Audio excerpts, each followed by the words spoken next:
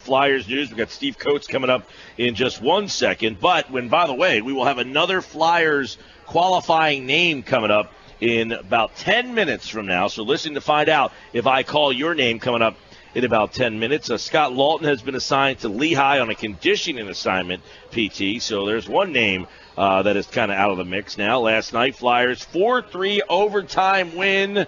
Coatesy as another slow start. Is this the blueprint? Start slow, finish quick? It better not be, or it would be start slow, finish quick, and lose. Because in this league, you might be able to get away with the infancy of the league, but after time goes by, you play for fun till Christmas, and then it gets a little serious after that, and you just can't get away with it.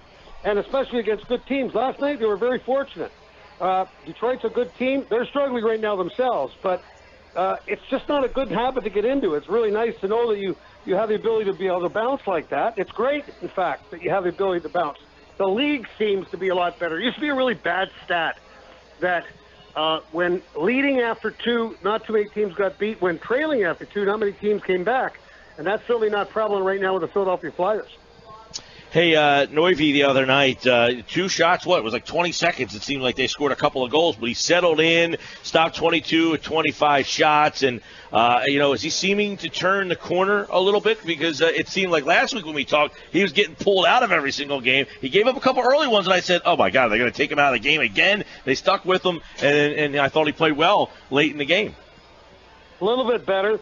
And, you've got to take into consideration what's happening in front of him. In the first goal, that puck deflected, and he had all sorts of traffic on the shot by Dylan Larkin. Now, the other one's a little bit of a different story, and this isn't it's an indictment because he's learning the game, and this is the way he's going to learn. But Ivan Provorov, instead of going after Anastasiou, which is a great name, by the way, Andreas Anastasiou, he went to the net. And Anastasiou, who's a very, very quick player, had the opportunity to come all the way from the left side of Neuvirth and just fire it up and over his shoulder.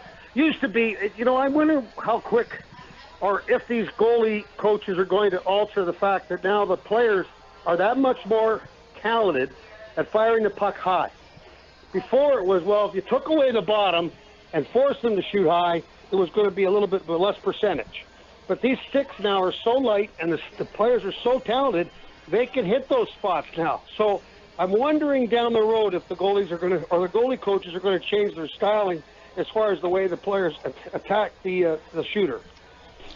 Steve Coates with this Flyers radio analyst. And, Coatesy, I'll go off of what Mike asked you about Michael Neuvirth, but expand on that a little bit. And I agree with you. That first Detroit goal was deflected in off Jake Voracek. Not much you can do about that. The second goal on the TV broadcast, Pierre Maguire called it an American Hockey League goal and said NHL goalies aren't supposed to give up goals on the short side. Are his comments too strong? Yeah, that's ridiculous. I mean, an American League goal would be something that you – listen, I just said what they do. They go down into the butterfly. It hit him in the shoulder. It wasn't that it was a short side. It went over his shoulder. A short side goal is between the pipe and the body. That's completely different what that was. That was a down into the butterfly, up over the shoulder, hit him on the shoulder, and still went in. We saw Mason let 2 of those in last week. So that's just what happens now with butterfly goalies. Marty Biron heard me comment after a game on the post game back in the day about the fact that I can't understand why goalies have to go down off the pipe when there's percentage-wise nothing's going to happen. And he says, well, what year did you play goal? I said, I played goal when I was a peewee. So he didn't like I was about 7 years old. But that was my answer. Steve Coates with us. Hey, last night there was a turnover in the neutral zone. Here's another good name, Justin Abdelkader, with the work to free the puck, and then Thomas Tatar goes to Henrik Zetterberg. Bam, 3-2 Red Wings. Are those the deficiencies or the mistakes? Although after the game I thought it was very captain-like of Claude Giroux to admit, hey, that was my guy, that was my fault. Too many giveaways in the neutral zone. The game now is about transition and counterattack. So teams that transition from defense to offense quickly are going to be and that are very good at it, are going to be the teams that are very effective. The teams that counterattack are the same thing. They're going to counter off of your mistake in the neutral zone and attack. Detroit has always been very good at that. So if you remember that goal, it was along the wall, and Zuby had the ball, the puck around the boards. Gudas, rather. Gudas had the puck right at the center line.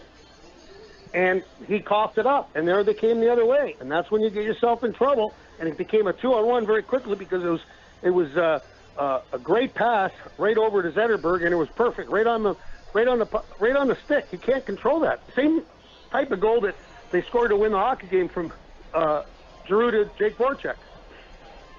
A fantastic goal in overtime. Well, in that overtime, the Flyers had outshot the Red Wings 40-25 last night in that game.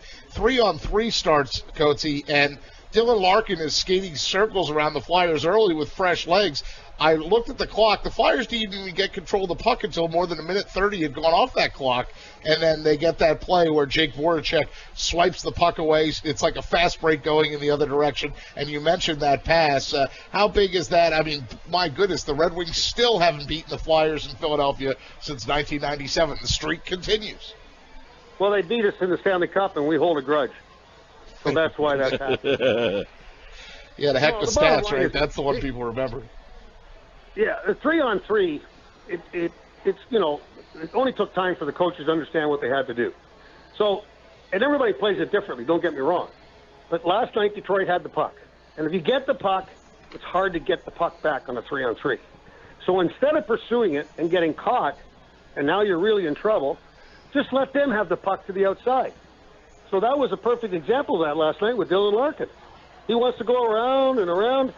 They should have let him go around another time. He probably got bored and probably had to come inside because it's not hurting anybody if he keeps going around and around and around. The key is if he's going around and around, the other two guys are covered and he's got nobody to go to. You wait for the mistake. The mistake happened. Helms had a hard time getting that shot off on that odd man situation right in front of Neuvirth. All of a sudden the puck comes loose. Once again, a takeaway, and they come the other way with the odd man rush, and you score. It's perfect. It's absolutely the way it's supposed to happen. It could be boring for a bit watching them have the puck for an awful long time. It happened to the Flyers in Arizona. They controlled the puck for the first 3 minutes. Bang, one shot, one opportunity at the other end, and it was bye-bye as the Flyers lost to Arizona in overtime. And Voracek's stick ripped out of his hands. But we won't get into that. Mike, I know you had a question. Yeah, speaking of Voracek, that was that night of the brutal, Kazari, Steve Kazari. I don't 6 remember goals. names, but Steve Kazari. 6 goals, 5 assists in 11 games, the game winner last night. We have a rejuvenated Jake Voracek, Coachy? I don't know if rejuvenate's a good word. Just says rejuvenate's, I guess, a good word. Listen, last year he had a hard time with the injury. He had a foot problem. And if he's the type of guy, you watch him right now, he's up on his skates. I mean, like he is excelling. So when he's excelling on his skates, that's what his game's about. Moving in different directions, east, west, north, south, great shot. Coming from the off wing, looking at the net, knowing where he's going to go. When he's skating, he is as good as anybody. But he was struggling last year. Gained a little weight, hard to get, stay in real good hockey shape when you're struggling with a foot injury. So that's what the problem was. I think that it's just it's an emotional roller coaster sometimes, the game in the National Hockey League, and it's very, very tight as far as the way that these guys, they're in shape. It's terrifying how good a shape there is. So there is no large gap between team to team. There's a very fine line. So when you're back and you're on top of your game, he, of course, comes back from the World Cup. He's at top of his game. Giroux, it's no secret, he's on top of his game. The guys that have come back from the World Cup, actually, have been the better players. Steve Coates with us. Flyers play the Islanders tonight, the 5-5-1 Flyers taking on the Islanders in Brooklyn. And then on Saturday, you're in Montreal. But then Sunday, you're back home for the Flyers Wives Fight for Lives Carnival. And, Coatesy, that's part of our fan experience, the big giveaway that we're promoting and we've been promoting. Maybe you can tell the fans that are listening what their tour will entail if they're the ultimate fan experience winner of that prize. Well, the first part of it is that they have to give me $20. Tip your tour master. Yeah. Well, no. Canadian or American? I'll get them to come early. I'll take them down and show when it's all about downstairs. I'll take them on the bench. They can get their picture taken on the bench.